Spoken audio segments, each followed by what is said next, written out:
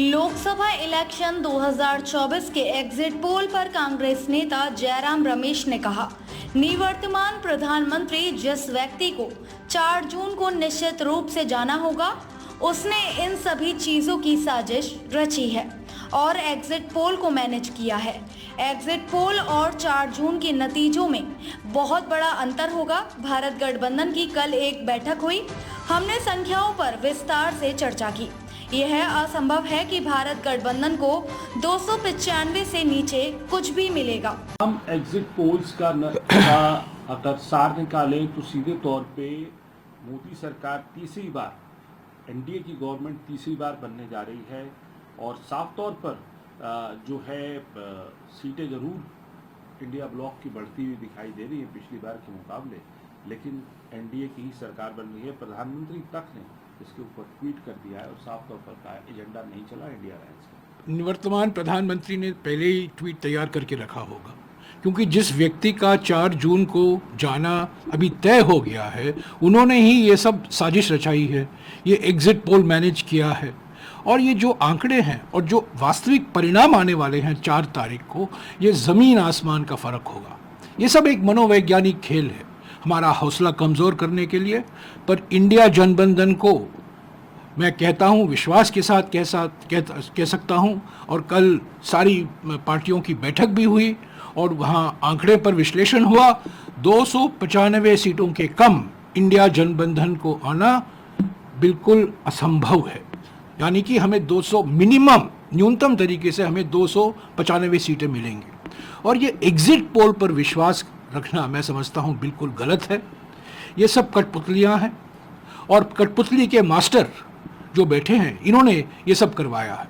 अरे निवर्तमान गृह मंत्री 150 डीएम और कलेक्टर से बात करते हैं, ये क्या गैर संवैधानिक नहीं है? एक दिन पहले, 2 दिन पहले, चुनाव के नतीजा आने के 2 दिन पहले निवर्तमान गृह मंत्री सारे 150 डीएम और कलेक्टर से बात करते हैं। क्यों इन्होंने बात की? तो ये सब दबाव लगा रहे हैं, एक माहौल पैदा कर रहे हैं कि हम आने वाले हैं, हम आने वाले हैं, हम आने वाले हैं। पर हकीकत यह है कि वो जाने वाले हैं, जाने वाले हैं, जाने वाले हैं। 295 का सब जो आंकड़ा दे रहे हैं आप लोगों ने ये क्या पूरी सारी पार्टियों ने मिलकर कंसोलिडेट करके बनाया है इसका? सारे पार्टियों, सारे नेताओं ने राज्यवार सीटों का विश्लेषण किया। अरे एग्जिट पोल में देखिए ना, कुछ ऐसे राज्य हैं जिनका 4 सीट है, कुल मात्र 4 सीट है, और वहां 6 सीट दिखा रहे हैं एनडीए को। ऐसे कई राज्य हैं जो जितना सीट है, सीट से भी अधिक एनडीए को मिल रहा है। तो और हम आज चुनाव आयोग को भी जा रहे हैं, पोस्टल बैलेट को लेकर एक विवाद खड़ा हो गया है, क्योंकि जो नियम के अनुसार पोस्टल बैलेट की गिनती होनी चाहिए, वो हमें गुंजाइश नहीं दिखती कि वो होगी। तो हम चुनाव आयोग को भी शिकायत करेंगे। हमने 117 शिकायतें की हैं चुनाव आयोग को, 14 शिकायत सिर्फ निवर्तमान प्रधानमंत्री के खिलाफ, पर उस पर कुछ कार्रवाई नहीं हुई है। पर मैं ये कहूँगा, आज 2 तारीख है, 4 तारीख को जब परिणाम निकलेंगे, एग्जिट पोलों का पूरा बदनाम होगा। सर, इसके अलावा आपने ट्वीट किया और आपने कहा मास रिगिंग हो रही है। अजय माकन जी के ट्वीट को आपने कोट करते हुए कहा मास रिगिंग हो रही है। अजय माकन भी कुछ इंडिकेट कर रहे हैं कि काउंटिंग एजेंट्स को बिल्कुल काउंटिंग एजेंट को वहाँ उपस्थित नहीं होने दिया जा रहा है, उनको भगाया जा रहा है। क्यों ये सब हो रहा है? ये दबाव लगाया जा रहा है ना।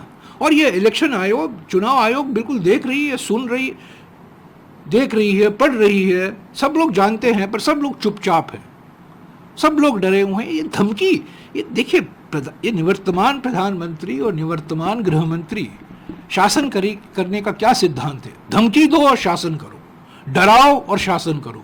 यही तो कर रहे हैं, क्योंकि उनका जाना तय हो गया है, इसमें कोई 2 राय नहीं है। कर्नाटक में जो उन्होंने एग्जिट पोल दिखाया है, हम हंसते हैं इसको देखकर। कोई भी व्यक्ति जो कर्नाटक की राजनीति जानता है, मैं कर्नाटक से हूँ, मैं सांसद हूँ, राज्यसभा का सांसद कर्नाटक में, मैं जानता हूँ ज़मीनी स्थिति क्या है। हमने भी पोल करवाया है वहाँ, और जो एग्जिट पोल दिखा रहे हैं, हंसने की बात है। तो ये बिल्कुल साजिश है। एग्जिट पोल जो करवाया गया है इस बार, इस पर कोई विश्वास नहीं कर सकता। हमारे कार्यकर्ताओं का मनोबल गिरा नहीं है, हम डरे नहीं हैं, हमको धमकाया जा रहा है पर हम धमकी में नहीं आएंगे। 4 तारीख को हम रहेंगे, उपस्थित रहेंगे और आप देखेंगे 4 तारीख को ये निवर्तमान प्रधानमंत्री का जो मनोवैज्ञानिक